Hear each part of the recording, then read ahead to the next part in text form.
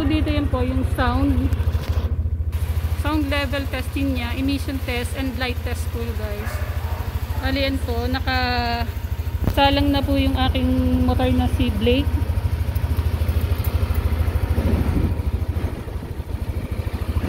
Pa-check po nila dito yung kanya pong tunog is kung papasado po. Guys, nilaload po tayo ni sir na videohan po yung ating pagpapa-rehistro na ating motorcycle. Kagandahan po nito guys, bali pag dito po kayo nagpunta, dire-diretso na po dito. Bali inaabot lang daw po ng 1 to 2 hours, makukuha nyo na po yung result ng inyong registration.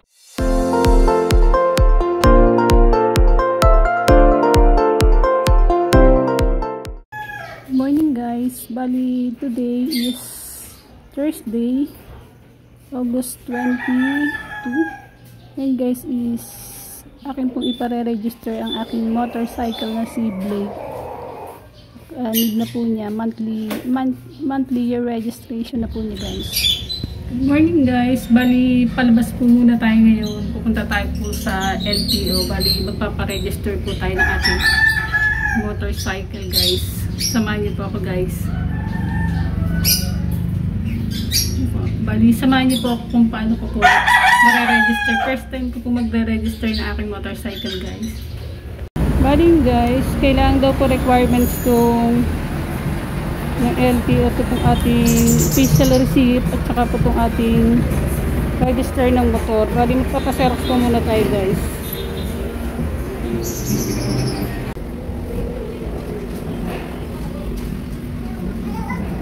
Sige po, thank you. Magkano po guys? Ayun guys, na serox na po natin.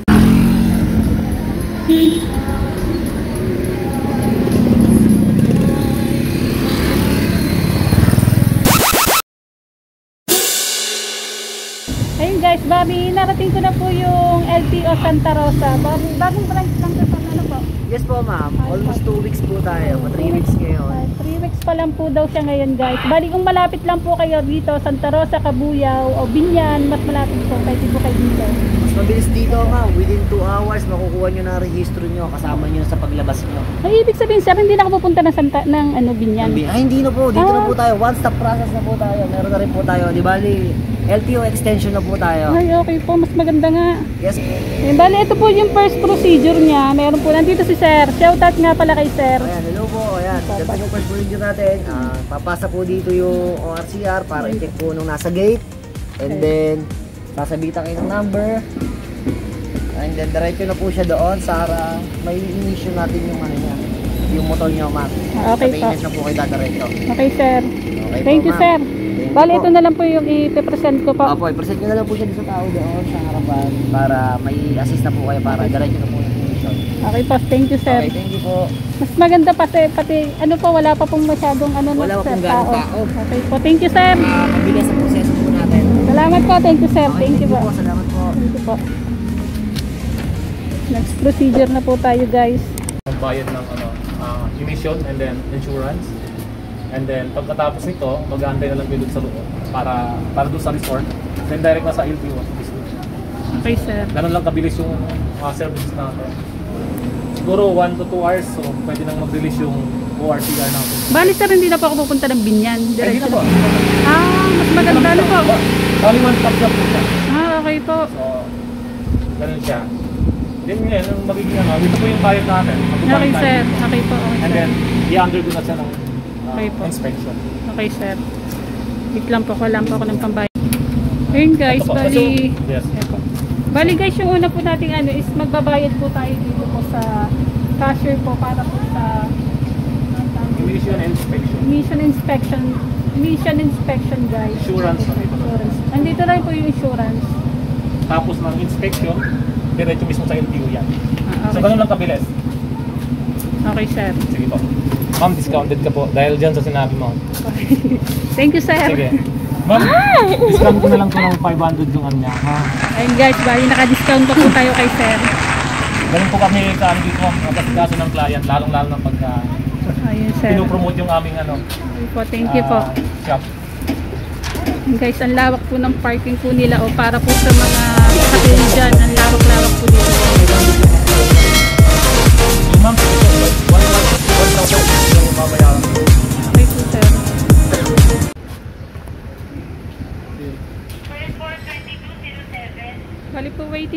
tayo, nakapag-buy na po pala tayo guys ng ating emission immersion po. I-check na lang po nila, then waiting po tayo na tawagin po yung ating pangalan guys. Sa mga baguhan nga po pala na magpaparebali yung kanila pong mga requirements. So guys.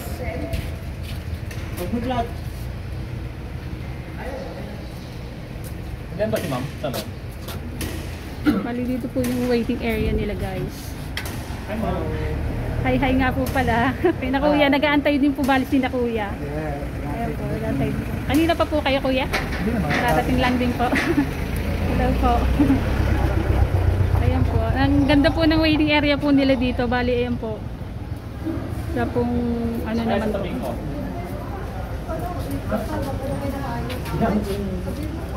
Guys, yung motor.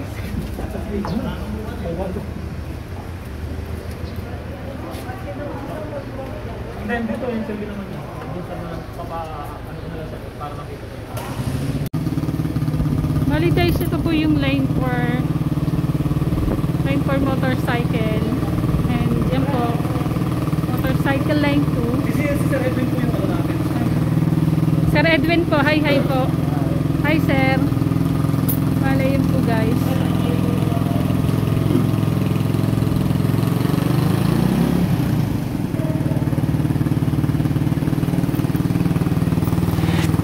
Ito po guys yung pang immersion po nila.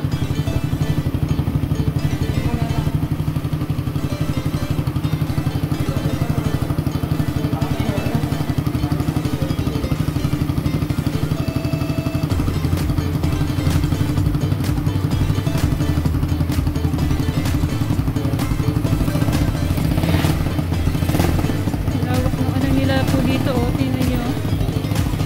Nakita nyo po sa kanila na. Sige po sir, okay po. Sige sir.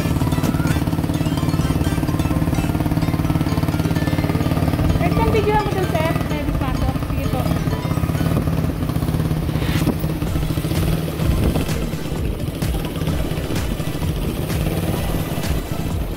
Balik po pa ata pagka mga 4 wheels, yung mga vehicle nyo, dito po siya. And guys, bali may camera na rin po siya dun oh. Ayun guys, may camera din po siya. Lawak po nito. Lawak po nitong kanilang ng mga rehistruhan po. Dito po 4 wheels ata po. Guys. Bali bago pa lang po to, kaya po hindi pa ganun katao. Tapos ang araw po ngayon is Thursday, kaya po yung punta ka po dito guys, bali hindi pa po ganun ka dami ng tao. Mas maganda po kasi nga po na a-assist po nila agad tayo. Bali nga po dahil sa nagbablog tayo, medyo naka-discount pa po tayo kay sir. Ang babait po nila mag-accommodate dito ng mga ng pag-service po nila guys. Si kuya po, bali si kuya po is nagpapa-rehistro po ng kanyang motorcycle. Ano po siya? Bali, immersion po yan. Nag-papa-immersion. So, check po yung tunog po ng inyong mga motor kung pasado po ba sa kanilang standard. So, guys.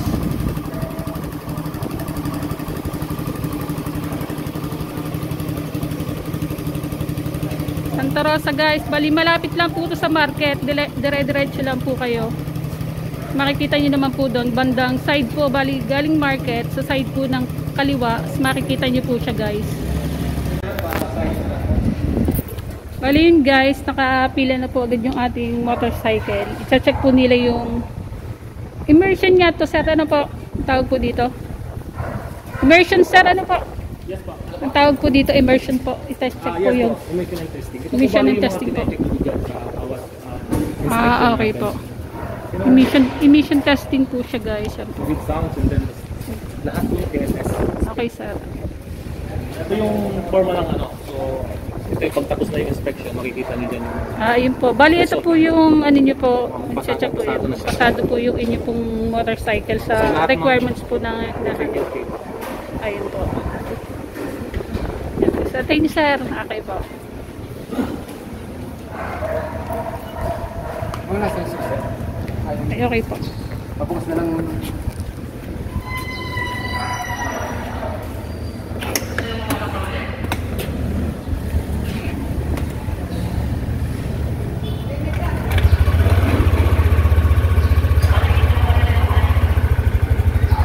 guys, i-check po dito yan po yung sound level testing niya, emission test and light test po guys. Bali yan po, salang na po yung aking motor na si Blake.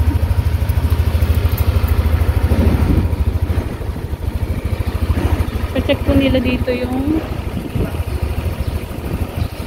kanya pong tunog is kung papasado po. Yan guys. Inallowed po tayo ni sir na videohan po yung ating pagpapa-rehistro na ating motorcycle. Kagandahan po nito guys, bali pag dito po kayo nagpunta, dire-diretso na po dito. Bali inaabot lang daw po ng 1 to 2 hours, makukuha nyo na po yung result ng inyong registration. Ayan po siya.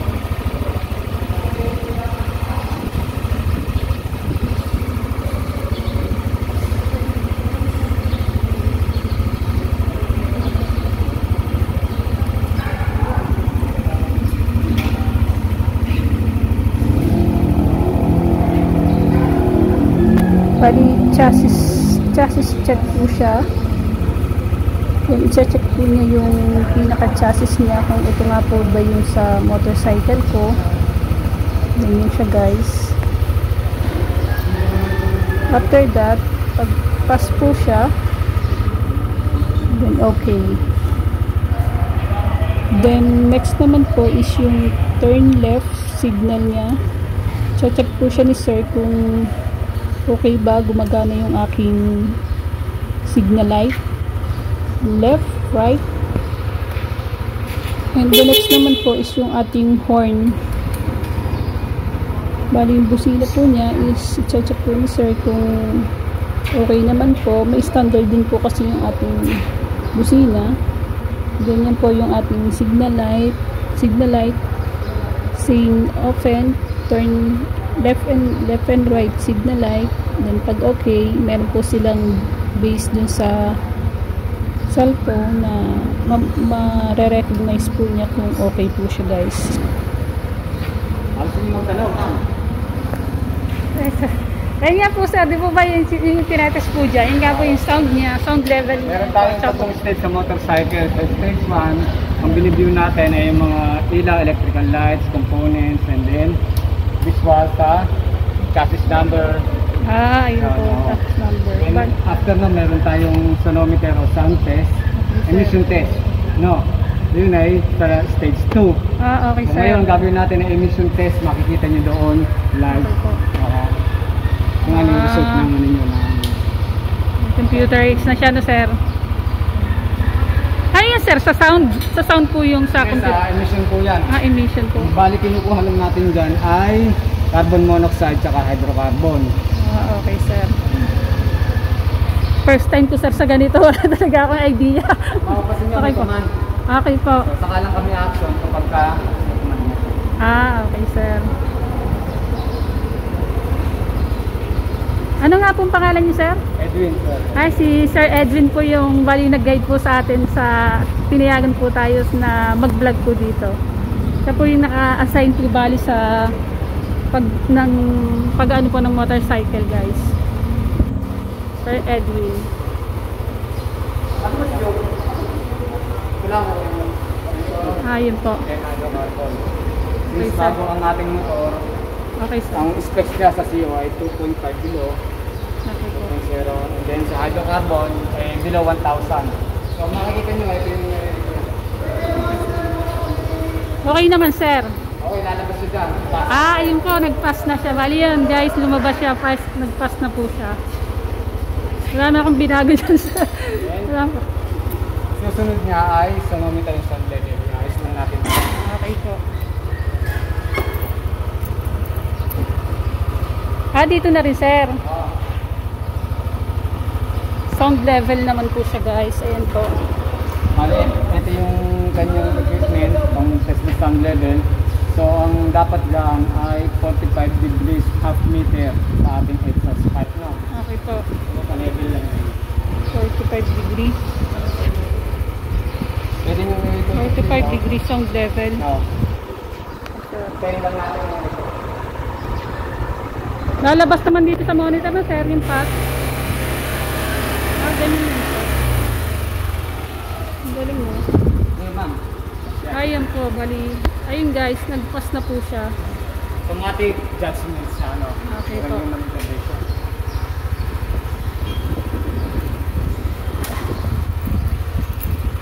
Ano lang pala, mabilis lang pala sir, no? Mabilis lang. Basta walang problema sa internet. Wala din pong pila. Ano po?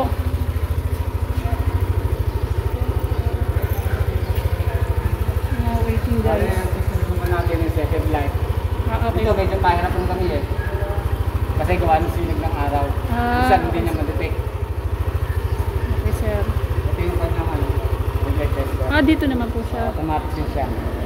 Yun guys. Automatic po yung machine nila na magtetest po sa ating headlight.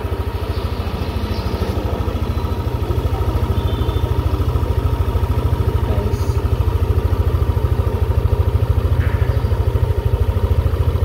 Kaya umawag kasi may hirap sa ma-detect gawa ng araw. Oo nga po. Ano po. Ito ang magiging result niya.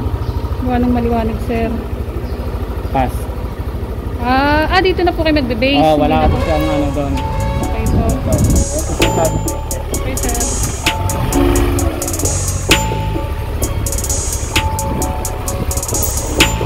Dito naman sir, sa brake po.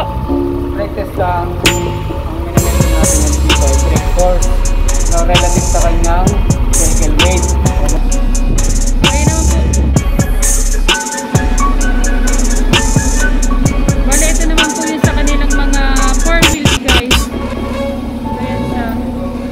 Kung magpa-inspect at magpa-emission ng kanilang sasakyan, punta na ho kayo dito sa Abundante Motor Vehicle Inspection Center na matatagpuan sa market area, Poblacion, Santa Rosa City, Laguna. Malapit lang mo ito. The best. Ayan to. Thank you sir, thank you po. Thank you.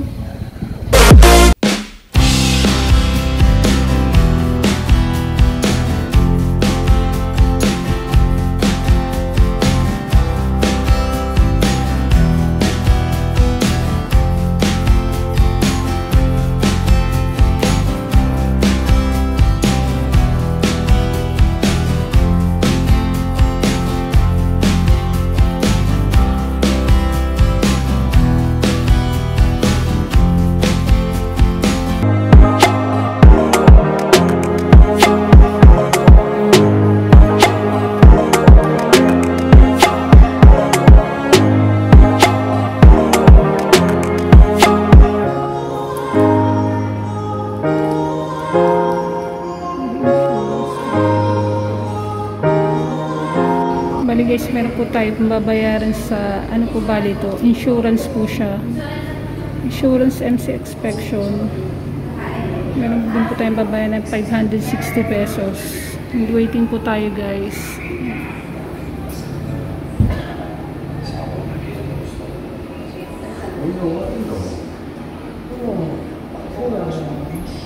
Guys, bali waiting na po tayo sa pagbayad po ng ating insurance. Insurance po guys. Hindi naman po ganun kanong mag-antay dito kasi okay naman po yung waiting area po nila. Medyo malamig naman po ito guys. Kaya tsaga-tsaga lang.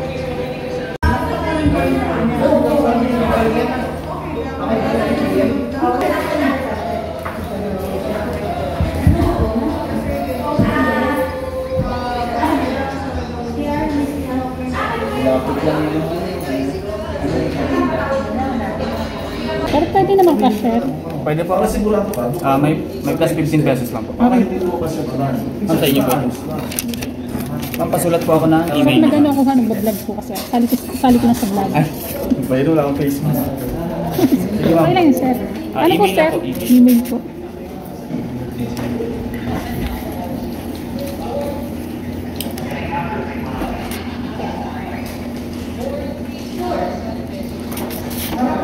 Ayun po. Sindigan share po. Gmail.com. Okay po.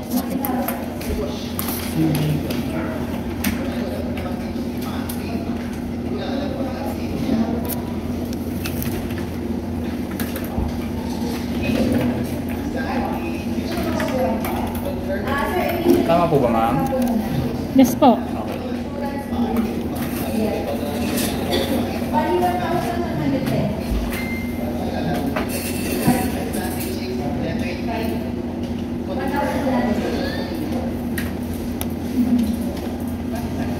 Aerox po. Opo.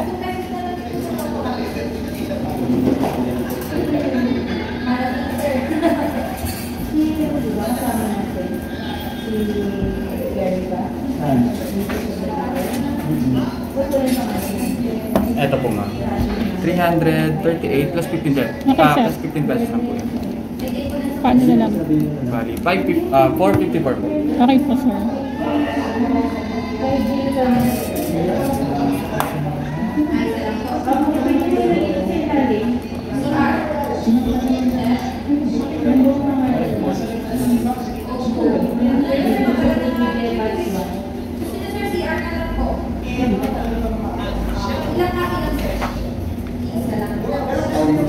Sir, after po nito, tapos na? Yes ma'am. Mabilis lang po pala. Thank you.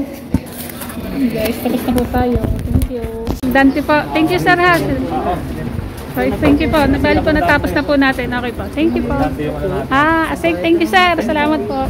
Thank you. Ayun guys, bali pauwi na po tayo. Natapos na po tayo. Salamat po sa pag-accommodate ng mga tauhan po dito sa LTO.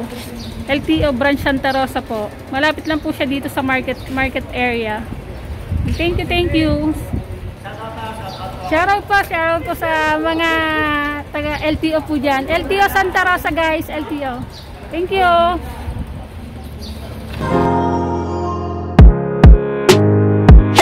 Hi guys, good evening. Bali, check ko lang po yung requirements na nakuha ko po kanina sa LTO. Bali, ayun guys, i-remind ko lang po sa inyo na bali ito po yung kopya po niya. Much better na rin po na dalhin nyo kung sakasakali po sa ating mga motor is yung Xerox lang guys. Itago po natin yung original. Bali, Xerox lang po ng ORCR and registry number ng ating pong motorcycle yung ating pong dadalhin. Para po, just in case na kailanganin po natin to is pero po tayong kukuning original. Thank you. Thank you for watching guys. Thank you. And shoutout nga po pala sa LTO Santa Rosa. Sa may market area lang po siya guys. Thank you.